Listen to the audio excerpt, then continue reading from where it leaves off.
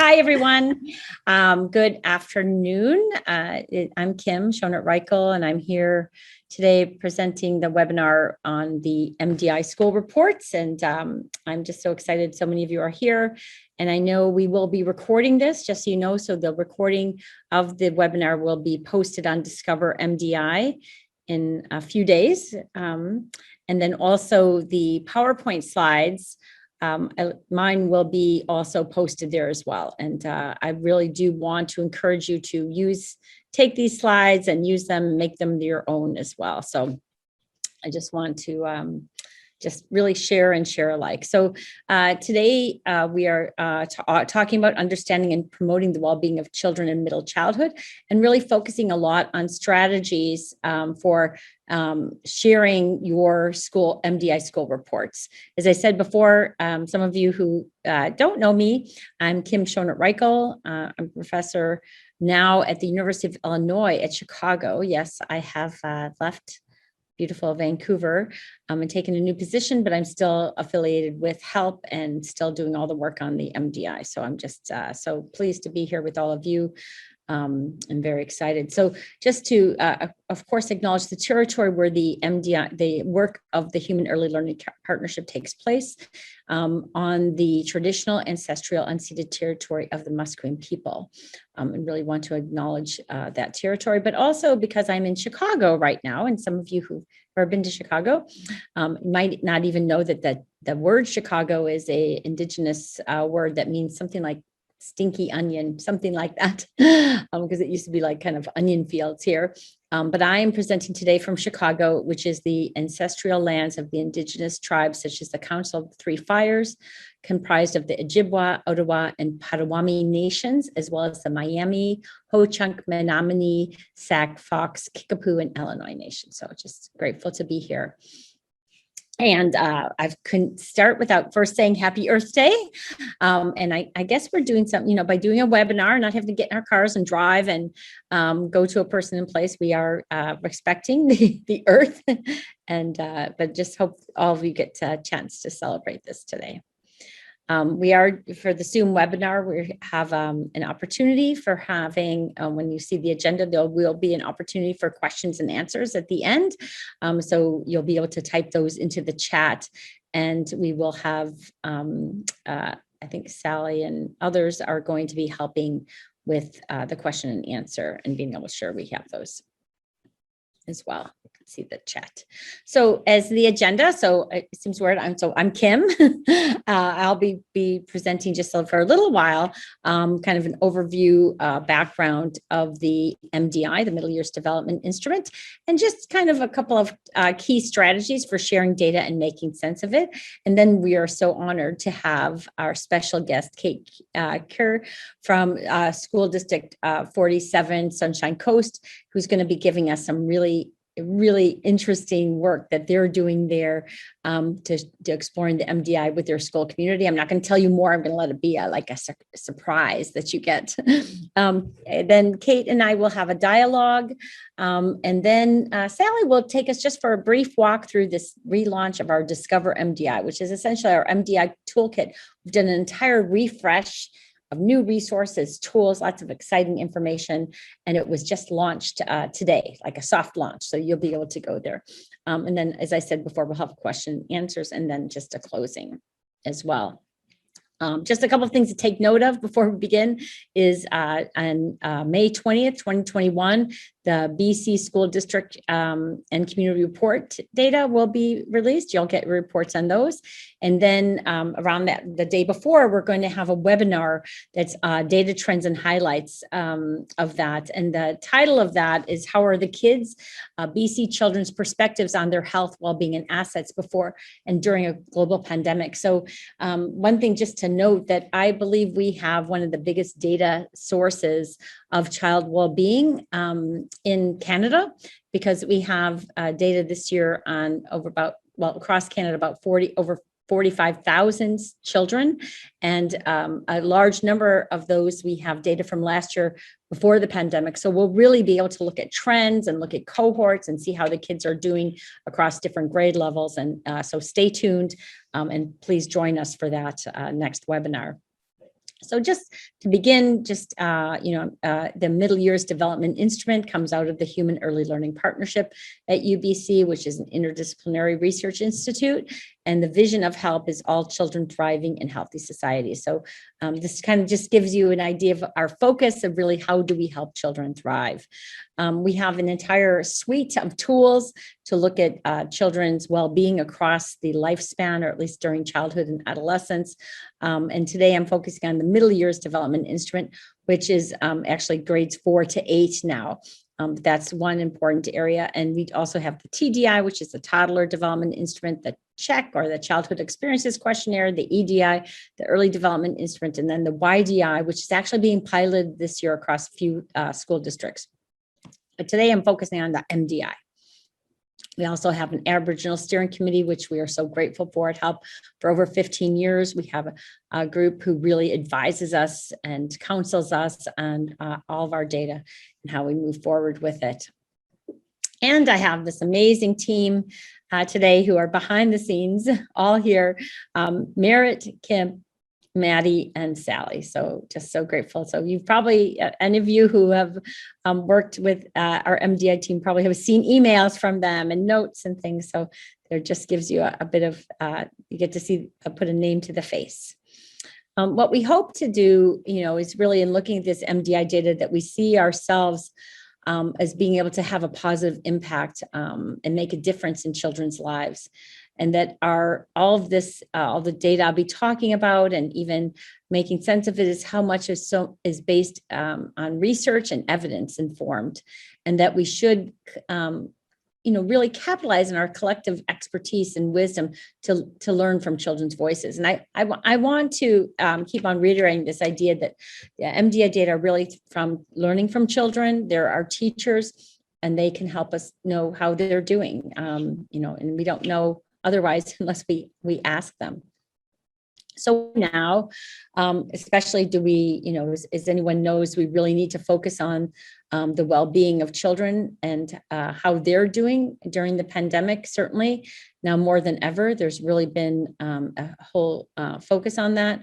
We know now is a time, especially with COVID, to learn from children and on their well-being, that especially children and families who are vulnerable might be experiencing more challenges than previously. And that this MDI data, again, as I want to reiterate this idea of we have an opportunity to learn from children themselves about their well-being, about the assets in their lives, so that we can help them navigate through this unprecedented time. And one thing that's really important to keep note of is the stress. And we know that, there's increased stress and increased mental health problems, but we also know that stress is contagious. And so research has really shown us that even adults who are stressed can't quite hide it from their kids. The kids will pick that up as well. And we found that in some of our research, even looking at teacher stress and burnout and children's stress physiology, that there is a relationship between the two, not knowing which way it comes, because it could be coming from the children coming into the classroom and teachers become more stressed. But again, being really cognizant that we need to really take a systemic approach to thinking about the well-being of everyone. And the theme I want to raise is how much we have to also attend to the well-being of the educators and the adults that surround children. So we really, the MDI allows us to really shine a light and clarify the well-being of children. So what now do we need to do? We know that relationships are central, and part of the MDI has a lot of relationship questions about children's connectedness at home, at school, and in the neighborhood. And we know that every child needs at least one important adult in their life who helps them, as this quote says, that they require someone in his or her life who's absolutely crazy about them. So here I've identified, in the next about 10 minutes, I'm just going to go through these 5 key strategies that I see from how to move from your MDI data to action. And the strategies that have come up with is, first, you need to understand the MDI. Some of you might be brand new and having to tell stakeholders, here's this MDI data, and being able to explain to them. So hopefully I've given you some good information here of how to explain it, how you present it to your school community, how you actually dig deeper and make sense of your MDI data and then move to action. And of course, also continuous evaluation using data to understand what efforts you're putting into and to come back and put in, to try other years as well. So strategy one, understanding your MDI. This is just a kind of MDI 101 really quickly. So the MDI is a focus on measuring the health and well-being of children and youth. It's theoretically derived strengths-based. So the focus is as strengths-based of children's social and emotional competence, as I said, well-being, but both inside and outside of school at a population level. So it's a universal tool. It's not an individual assessment tool. It's a focus on the development of the whole child across multiple contexts, as I said, schools and families, neighborhoods, and even after school hours. It was derived from the latest science on what we know about children's development and resiliency, but we also brought in, it was a collaborative project between scientific experts, teachers, children, community members. So we really tried to identify those factors that really are of interest to multiple stakeholders. And at the 4 is really a focus on children's voices, upholding the UN rights of the child, which Article 12, which says children have a right to give their opinion and be listened to by the adults around them. And I just want to emphasize this again, these children all took their time to share their voices. And so the onus, and I want to say obligation, ethical obligation, is for us to really listen to their voices and figure out how to move to action with these data. The MDI has 5 dimensions, very comprehensive in terms of physical health and well-being, social and emotional development, use of after-school time, school experiences, and connectedness. So it really has those 5 dimensions that you get information on, as well as many different things. I'm not going to go through all of this. And one of the things you'll see as you get your school reports, it's a lot of information that you're going to have to make sense of in terms of social and emotional development, physical health and well-being, connectedness, and then these assets. So you really have to, you'll hear me again say this is start small, figure out what you're going to focus on, what your focus is on being, rather than trying to make sense of all of it at one time. There's a well-being index that tells us the percentage of children who are thriving, medium well-being to low well-being, based on a composite of these 5 dimensions that are on the left-hand side. And then there's asset indices, and that really gives us a sense of how children are doing on these 4 aspects of their assets. And these are really developed from the resiliency research. We know that children with positive adult relationships are more likely to overcome adversity, and positive peer relationships, who have good nutrition and sleep, as well as after school activities. We do have another one of school experiences, but that's not reported, but you might want to look at those. We know also we aligned the MDI with social and emotional learning. If anyone's seen this before, the CASEL 5, the 5 competencies of CASEL, on the MDI, we have assessments of each of those dimensions, especially for the grade 7s. The ones with the asterisks are for the grade 7s and 8s.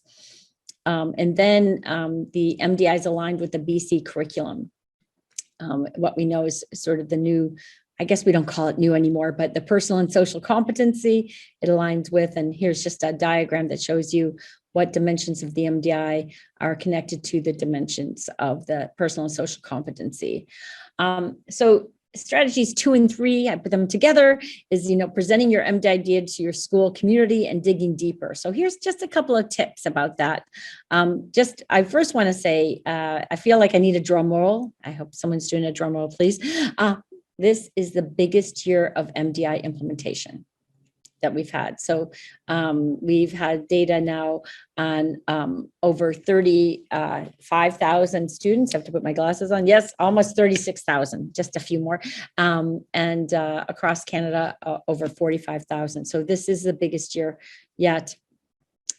As you see here, here's the BC school districts that all have participated the 2021 school year. And I just want to make a shout out to say the courage and the commitment to students' well-being during a pandemic, during times where, in person, Zoom, all of the things that were happening, that these districts signed on to take on the MDI because they prioritized the mental health and well-being of their students and wanted to learn more despite all of these challenges that they confronted. And also MDI is across multiple national sites. And I just want to give a shout out to all the places across Canada also doing the MDI. So the school reports, you should have got, I think there's some already been downloaded. You'll get them today.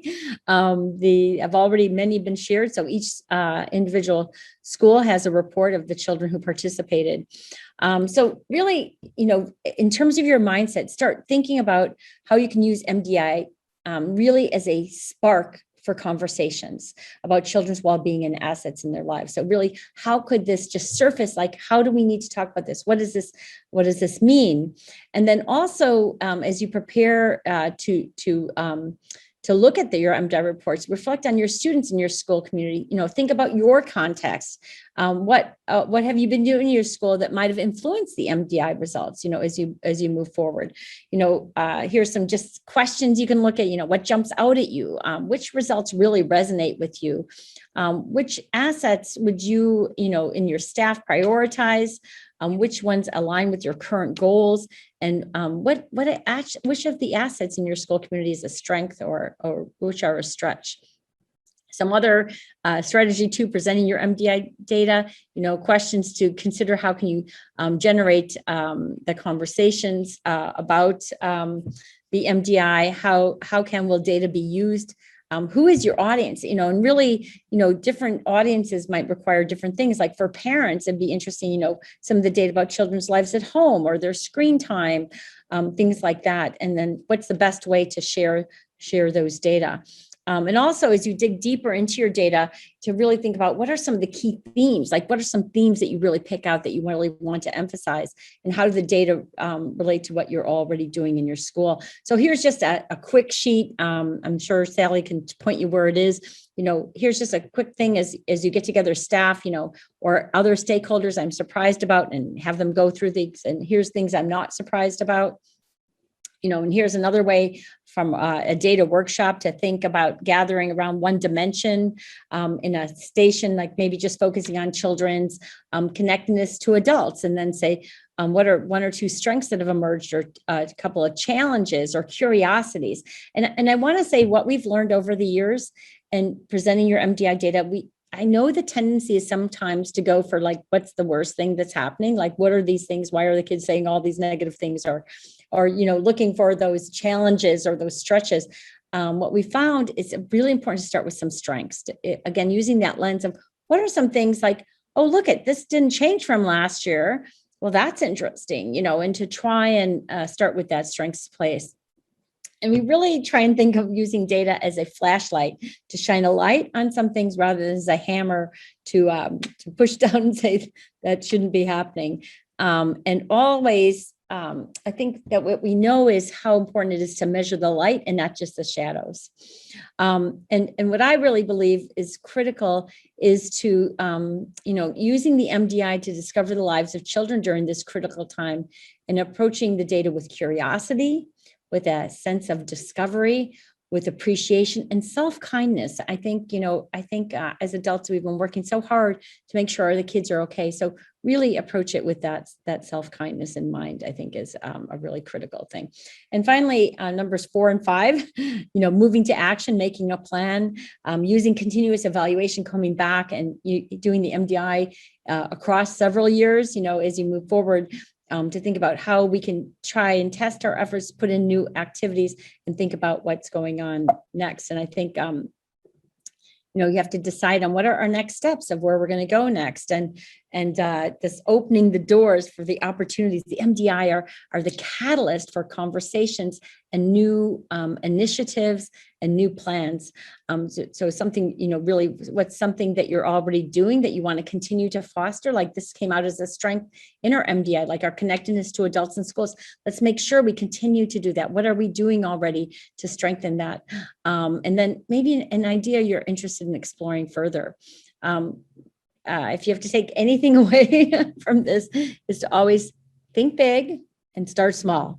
Start on just one thing, initiative. Think about how to go and how you can actually use the data to spark the discussions. And I think, if I think back about it, I think sometimes people are too quick to move to action without maybe getting more data. So if there's something that comes up, and I'll talk about, for example, Revelstoke, I'll say several years ago, they found a lot of their kids had a lot of worries, and looking at that question about absence of worries, but they found they did. And so they actually took an initiative to think about talking to the students about what were the worries that they were experiencing and how could they help them with it.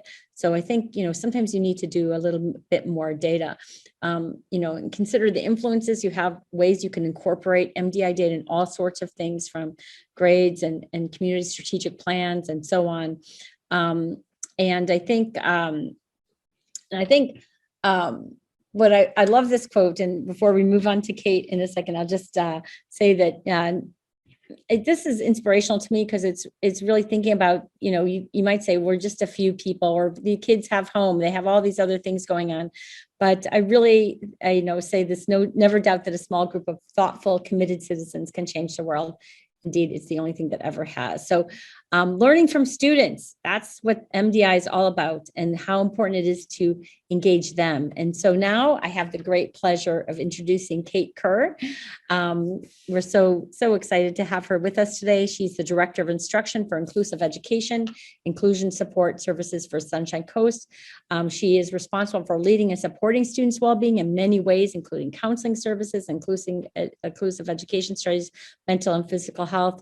And she also works with the district inclusion support staff, school and district leaders, and community partners on the Sunshine Coast that each really focus on their students and thriving through these school years. So I'm going to stop sharing, and I'm going to invite Kate to put up her slides.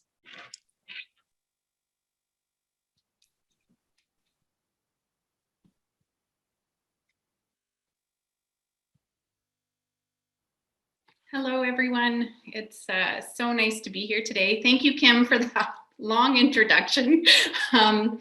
As you can see, I work with incredible teams here on the Sunshine Coast, and it really is wonderful to be doing this work.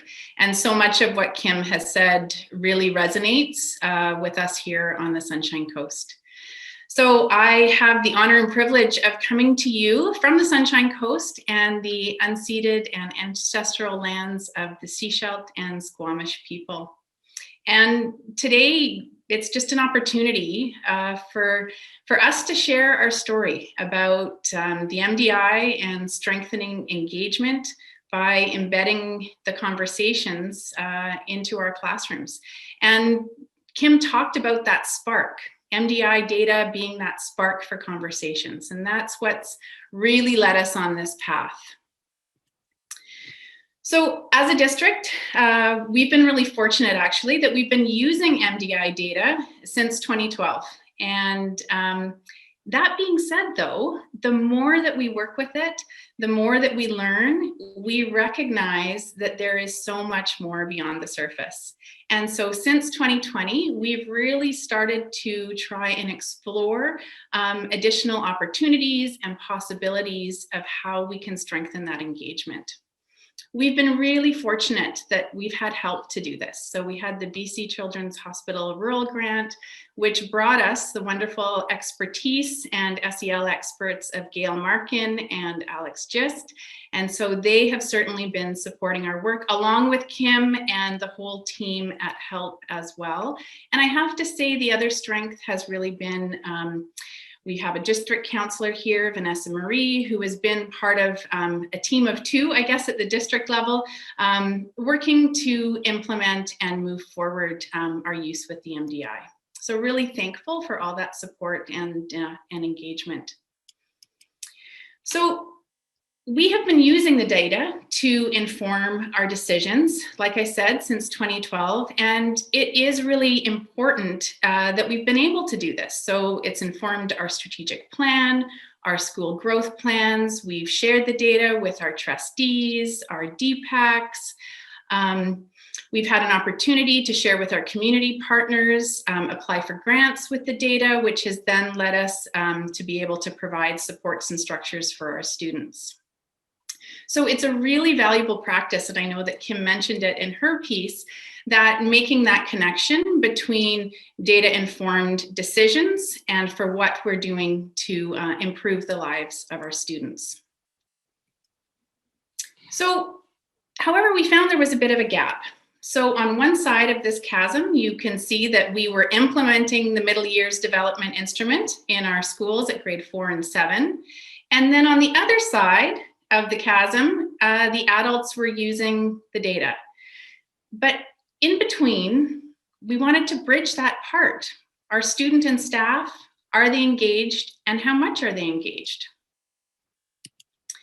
So we actually started beginning with staff engagement in February of 2020.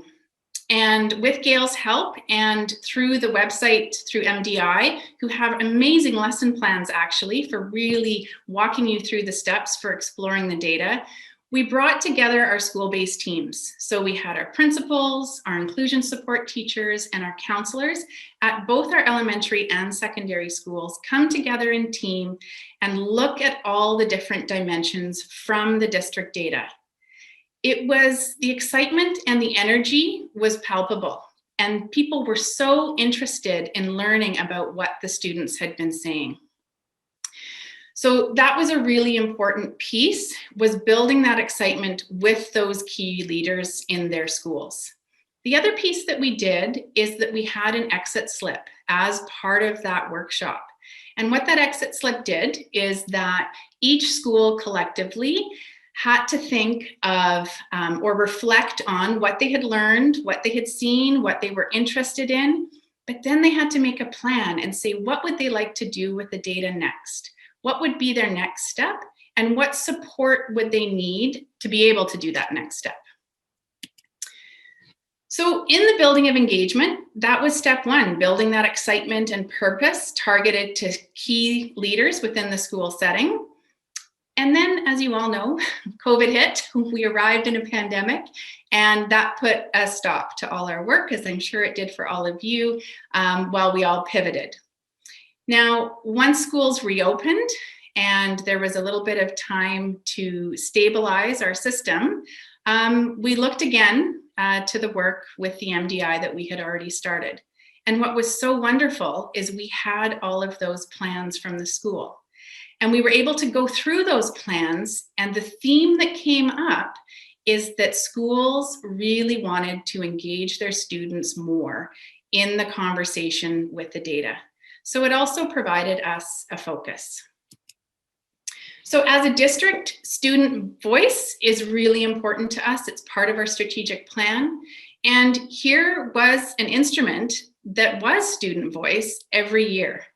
But did students really see that their voices were being heard and acted on?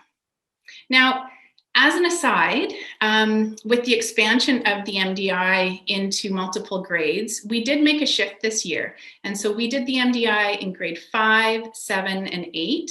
And we did that for two reasons. One is so that we could have comparative data sets from pre-pandemic to during the pandemic. As well, we really wanted to use the MDI as an opportunity to deepen conversations about social emotional learning at the secondary schools.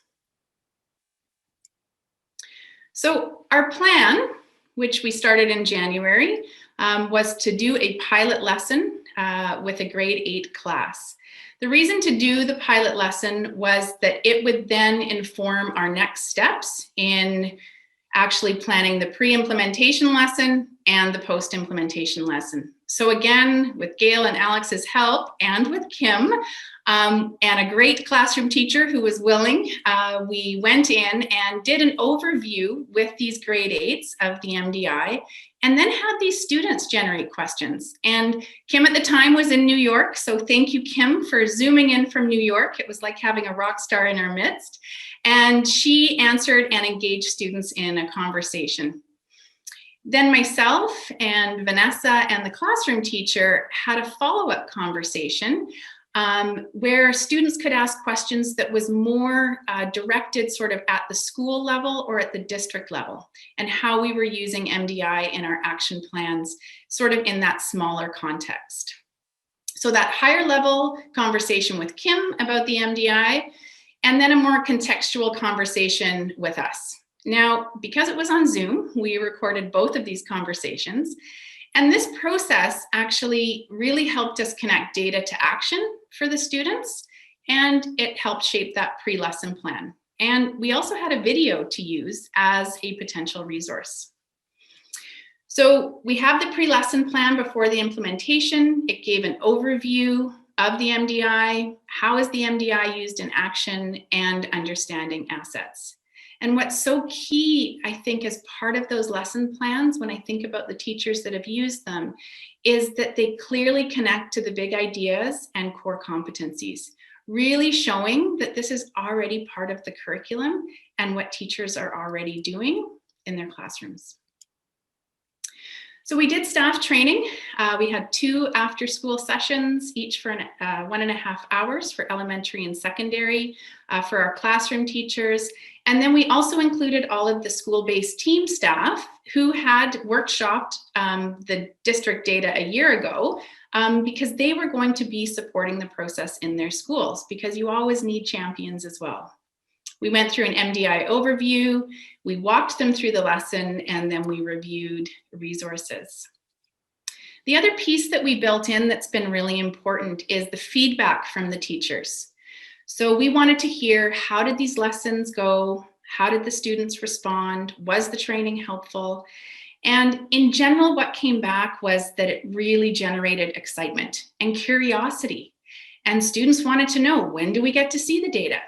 And it really made that implementation more meaningful. In fact, at one of our schools, the vice principal had commented, because one of the grade 8 classes didn't get that pre-implementation lesson while the others did, and noticed a marked difference in that engagement level with actually doing the questions on the day. So that was interesting feedback. It really connected the students to the process. And then teachers also gave us ideas for improvement so that we'll be able to take that and tweak those lesson plans moving forward. So one of them actually was that they felt that the pre-implementation lesson plan should have been before the passive consent went home. And what's interesting about that is my son is in grade 7, and he actually came home with the passive consent, and he said, "Mom, can you sign this so I can get out of this test?" So because he didn't actually know what the MDI was about, he was thinking he just wanted to get out of something. So that was good feedback for us to hear. So our next steps, and we're still in the middle of this journey and learning journey, is that we are doing a second training for staff. And for this training, we'll be focusing on the post-MDI lesson plan, how to explore that data with students. And, you know, thinking back to your piece, Kim, about, think big, start small, that is certainly something that we have to keep in mind when we're sharing that data with students so they're not overwhelmed. And not only that, but they're learning how to read graphs and data. And so there's so much embedded into it. So we are building those now, and that's been a really good process. And then as part of those lesson plans is having an opportunity for students to build action plans or suggest action plans, again, so that there is that feedback loop and they're connected. So we are going to have both staff and students give us feedback at the end of the post-MDI lesson plan. And one of the things that we're planning is actually to have the feedback come back to us sort of in a Google document where they can write about what they noticed, what they saw, what they think some good ideas are. And then at the district level, we are actually going to write a letter back to their classroom with some comments and thoughts so that there's a bit of a back and forth. And again, connecting that understanding that their voice really does matter. And there are adults that they may never see, like me, that do care and really want to make sure that their voice is heard and that we're putting things in place based on what they've told us. So this is a learning journey. We're still on this learning journey. It's one learning journey of many. This is a beautiful image that our district principal of Indigenous education did, and it really represents where we're at, what we're trying to do with respecting and honoring voices with the students and the educators, and that we're all together on this learning path. And we really came away, what did we learn about this? Well, building understanding and foundations with key leadership roles, that was really important.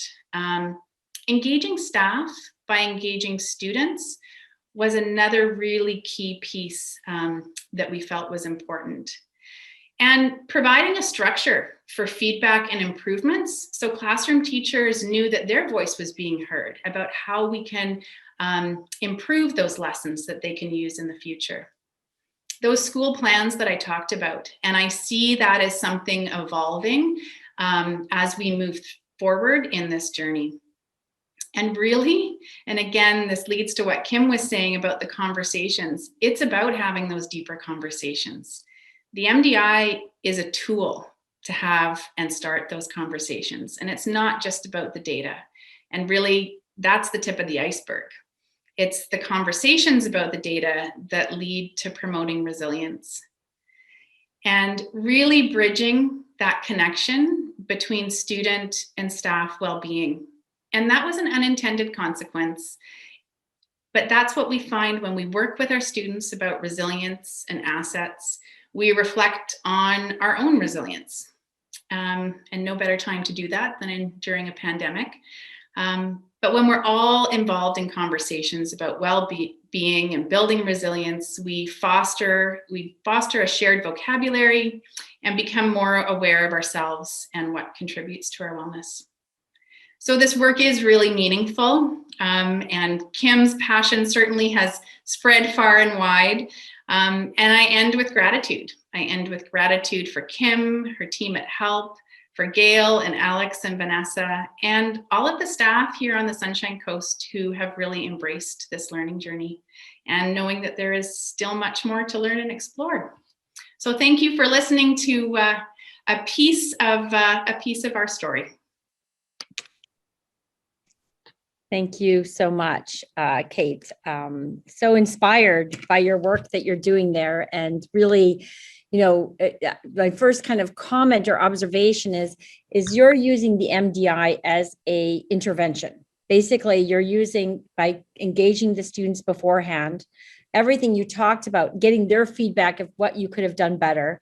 You're doing something that we know is a core aspect of resiliency, is by giving, of being seen, being heard, and having a choice. And so just that process, especially, I loved how you're going to have them go in a Google Doc and then you're going to write a letter back to them. Like, what way to feel empowered that they can have that difference so much. Anyway, so it's really the way you're using it. It's like the MDI is one piece of it, but all of the things you're surrounding it with are all about empowering student voice, having them be seen. And I do have to say that last piece about the instigation of reflection on well-being of the adults, because we know that's so essential. And so as they start to, anyway, so I just love that. It is so critical at this point in place. So I do have a couple of questions. You answered some of my ones that I had said. The one thing, I'm really curious, actually, one of the things is, what gave you this idea to do this with engaging the students like this in this way beforehand? Well, I honestly think it came from that place where we started with those school-based teams. And because they wrote those plans and said, this is how we want to use the data next, and because it was such a clear theme that people wanted to show their students the data and talk to their students about the data, that sort of led us to know that there was capacity and interest from our schools that wanted to have that additional support so that they could do that. And so I think that really led us in that direction to be able to do that. But I think, just the idea that you did it beforehand, because I do believe that the whole pathway to MDI is to engage in the conversations of how you're going to use the data before you even implement the MDI. So the idea that you thought, well, we talk about the adults, why don't we talk to the kids and let them know? And I love the story of your son who came home, because I have kids like that. Get me out of this, this test. But if he would have just had a bit of a sense of what it's about, I said, oh, I'm going to get to, tell my story, get to, which kind of empowering. So there's a great example of, how things can go. There, so you have, actually, I'm just going to ask, I'm just thinking of the other question. So one is, looking back now, and I'm sure, we always go back, is there anything you would have done differently? And what are the things you want to keep, like, as you think of next year? Well, I think what's been really good is we have that feedback to make those tweaks. So, for example, teachers had commented that the way that we introduced the MDI to the students, and remember, we did try and make it a bit different for grade 5 and 7 and 8, but wanting that to be more hands-on, because really initially that resource was a PowerPoint for them. So thinking about how could we do that a little bit differently. I do have to say that we have put in things for COVID too, where kids aren't moving around very much. So we've had to adapt to that. So I think examples like that is something that we would definitely switch a bit. The other piece is when we did the video, it was our first time doing anything like that. And it was so nice of you to zoom in and very exciting. But I think that what had happened is that we didn't actually have students in our video. So they didn't actually, they saw the questions the students asked, but didn't see the students themselves. So I highly recommend the video, but our lead time was really short in terms of getting it all together. So I think we would do that a little bit differently as well. Yeah, no, that's really good advice. And I think for me, I was so impressed because it was clear that they had had a discussion beforehand about what the MDI was. And so the questions that the students had for me, like some of them stumped me a bit, like, okay, why now 8th grade? Like, what do you think? Like, it was like, oh, okay, well, so yeah, so it was great. And it was clear that they had always also been prepped. And then the last question I have for you is, you've done such amazing work to build in an infrastructure to support the MDI data before and after. So, as you think about some of the people on this webinar right now or listening in might say, okay, I'm just starting the MDI this year. What were some things, because you have to build the buy-in, what would be your advice for how to build the buy-in to the various stakeholders? Yeah, I really think that the turning point for us was having those school-based teams workshop the data. Using that, putting the dimensions up around the room, having them go together as a team so that it was in context, and that they were able to kind of talk about their own experiences with that.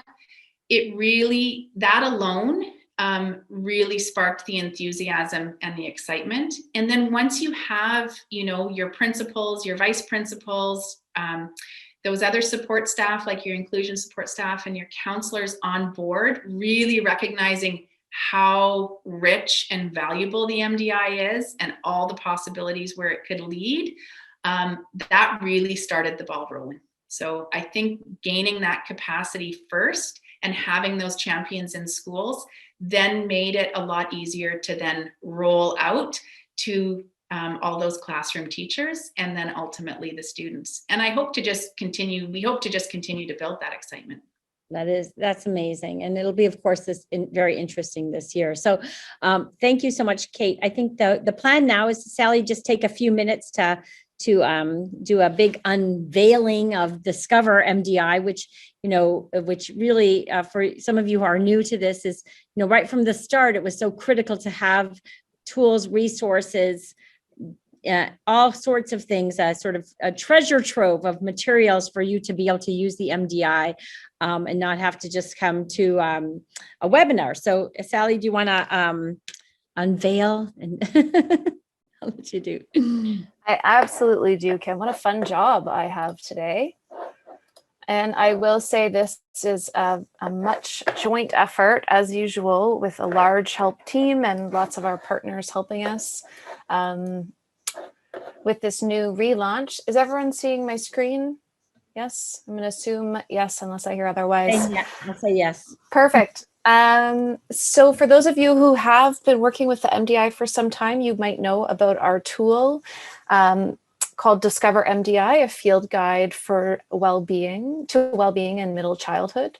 And so this guide has been around for a number of years, and based on lots of feedback from our users from across BC, especially, we spent the last year rebuilding the site, and again, this kind of big team effort, and I'm really proud to say that today we're relaunching the tool. So thankfully it is a new site, but with the same name. So you can access this tool using discovermdi.ca.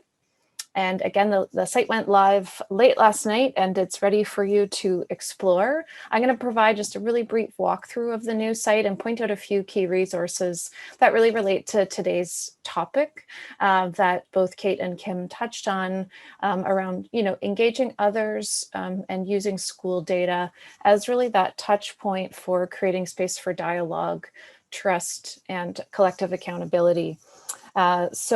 I'm not going to do a live walkthrough of the site just because I'll probably be clicking around way too much and get too excited. So I thought what I would do is just kind of show you some of the key areas. So the main first area is all about the MDI. And I like to think of this as a little bit about the nuts and bolts of the MDI.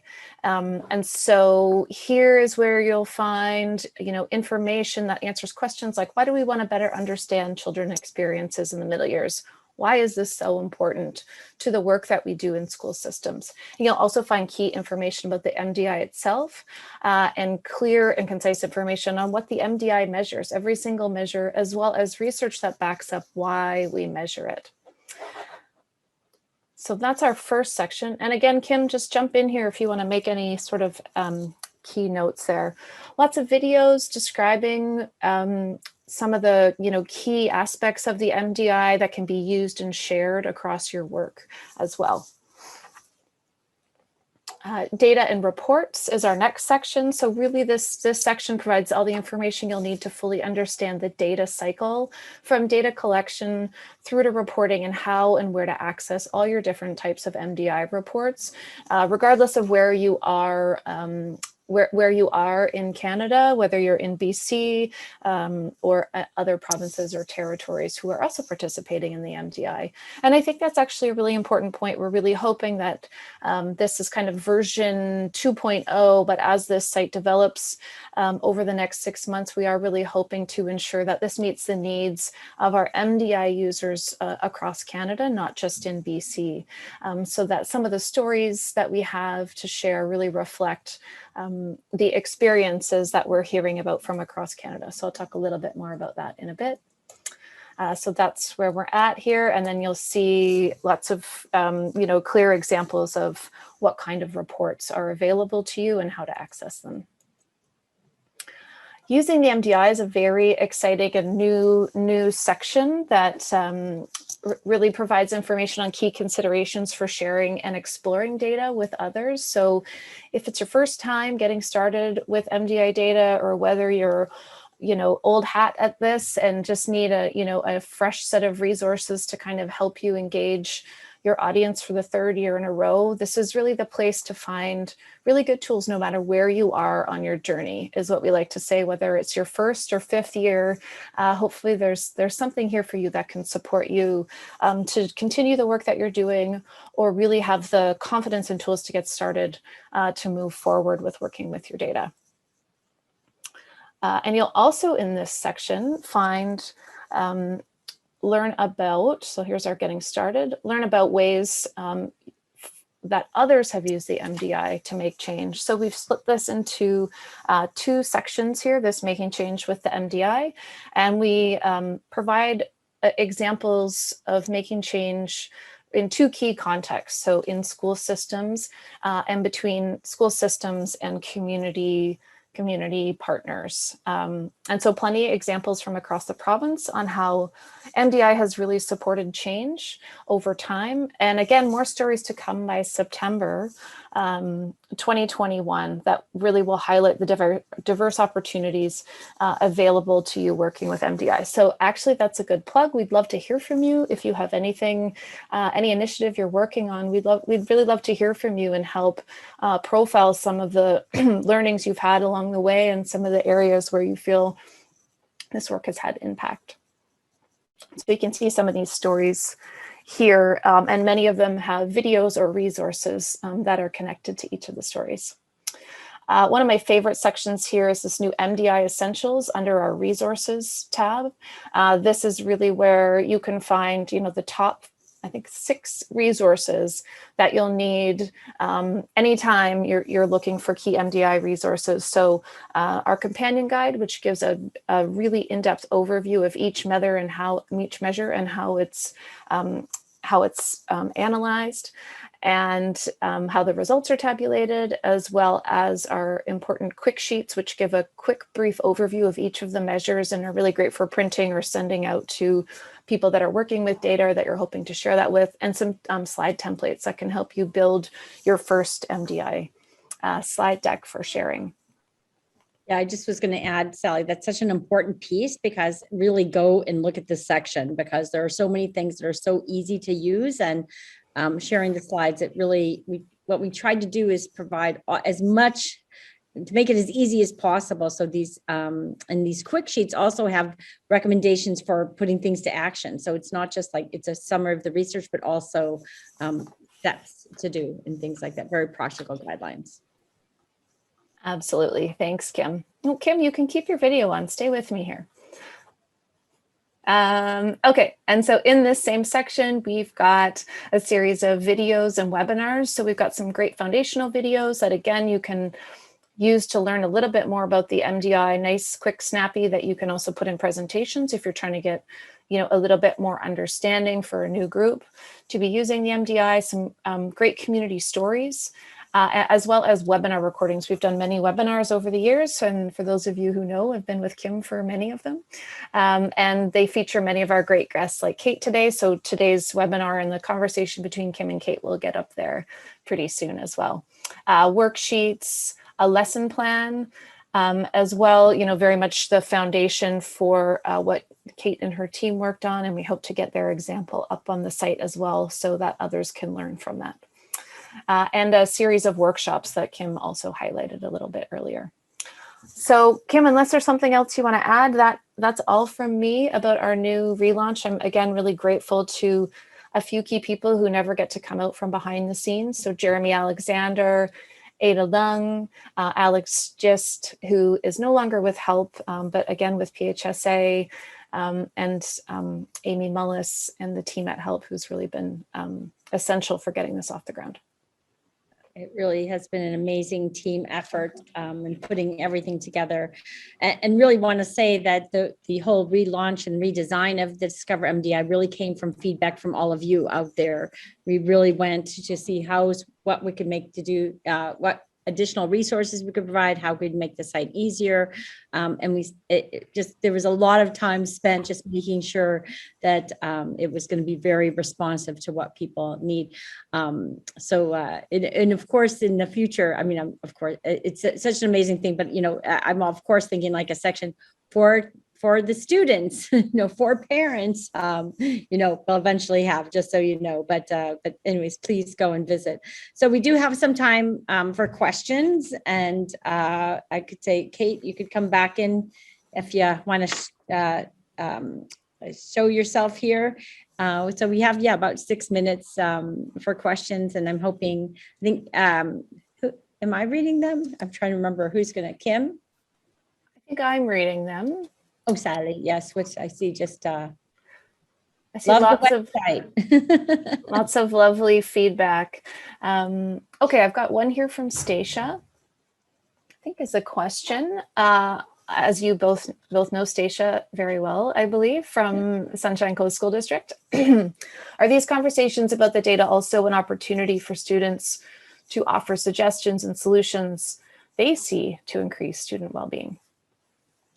I'm going to answer first just because I'm going to do a shout out. I love you, Stacia. I miss you. Stacia really was, the one, initial, I know she played such a key role initially with getting Sunshine Coast on board with the MDI and stuff. So I'll say, of course, that's the thing is that you want to, and I'm sure, Kate, they have a whole plan, how do you share these data? And then how do you brainstorm with the kids to figure out what are some ways we could address this? What can we do together?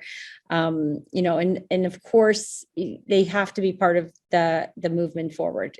Otherwise, it's not going to work. But Kate, you probably already have ideas, plans.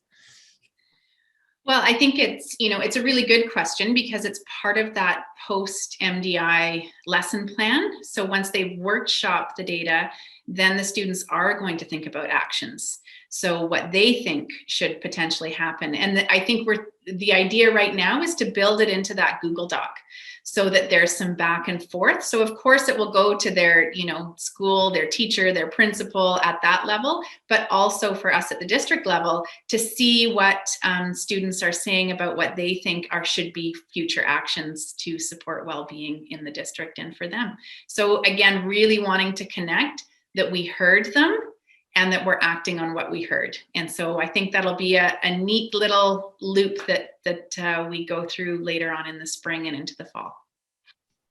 Right. And I love the idea of them thinking forward and thinking, it just makes me think of one, and I see if I remember the story right, Sally, is from Revelstoke, where the kids learned about some of the research on happiness. And this is a thing that in some of these quick sheets, and they learned that actually when you help others or do kindness, you can actually boost your happiness. So they looked at the data and they decided to, I think it was right before Christmas time, to do these little, it was like, I think it was grade 4s or something. I don't remember now, made these little boxes and they created these little messages. And so, and they put them in some of the stores around town so that people could take out these little messages that were kind of good wishes for others and stuff, because they wanted to kind of pay this kindness forward. So kids will come up with the most amazing ideas. I just have to say. Actually, Kim, that gives us a quick opportunity because I don't think there are any more questions waiting right now. Okay. Just to showcase that particular quick sheet, just to show what those look like. Again, an overview of the social emotional development domain, key research in this area that is really guiding and underpins the MDI, as well as these action ideas that Kim just mentioned that highlight these actions you can consider in these 3 contexts that the MDI helps us understand more about the experience of children. So school, home, and in community. Yeah, that's such a great illustration. So all of the quick sheets, and we've added some, like we have one this year on trauma-informed practices. A really neat one that really makes that key. So if you think of the BC mental health strategy, which really has the integration of social and emotional learning, mental health literacy, and trauma-informed practices, we really tried to integrate those into, always trying to make sure the MDI is connected to what are the current initiatives and practices and things that people are doing, so it doesn't feel like an extra add-on. Thanks, Kim. So we have one more question, and Kate, maybe you have had some experience with this. Can you comment about sharing data with students when data sets are small? So for example, 15 grade 4s. Do you have any concerns about a particular student's answer being identified? Yeah, that's a really good question. In fact, we were meeting yesterday about this very question. Because as we move into this post MDI lesson plan, that's something that we're going to have to consider. So we do have concerns around that. And in those situations when there are smaller data sets, we are going to actually just have that particular class use the district data. Because we do want to be mindful of not being able to identify specific students in their answers. So that's going to be our decision moving forward at the moment. So we're actually going to reach out to you, Sally, and see if you or Kim had any suggestions either, because it will be the first time that we actually explore the data with the kids. Yeah, I think for me, one thing I would love, I'd love to do any kind of quiz or game shows or something, where you make it really engaging for the kids and sort of say, okay, here's the things, and give them like a little bit of a multiple choice. Like, what do you think the majority of kids in your class? So it's about not taking about how they answered, but about thinking about how do you think most students in your class would have answered? So you start getting it more those kinds of things. Anyway, so, do a little bit of a game show or something. I don't know, a quiz kind of. Well, you know what, that's actually a really good idea, because you don't have to just show them the data that, is provided and printed out. You can sort of interpret some of that and take some of it out. So maybe that is something that we could consider. So yeah, I definitely curate it and make it as engaging as possible so that they kind of, the one thing we did that was really interesting when we had this kids advisory group, we had them come in and we kind of said, how do kids your age feel about these things? So it wasn't about them, but it was like generally kids your age. So you might not, anyway, so the more you can sort of think about in general is really helpful. But I see we're at time, and I want to respect everyone's time and just so amazing. Just thank you. Big shout out to Kate. Thank you. Thank you. Thank you. Thank you for your work, your inspiration, all that you're doing there. I can't wait to talk to the kids some more. That's my highlight of my year, can I say? And Sally, thanks so much for all the work of you and your team on the Discover website. And of course, we have Kim and Merritt behind the scenes, and Maddie Spenrath, who's now back from mat leave and is full on with the leading the MDI implementation. So please, thank you everyone for your investment and your investment in the well-being of children, and to learn more. And I want to hope that you can join us again as we unveil some really important findings at our Data Trends webinar on May the 19th. To see how are the children doing overall in the province and across time. So thank you, everyone.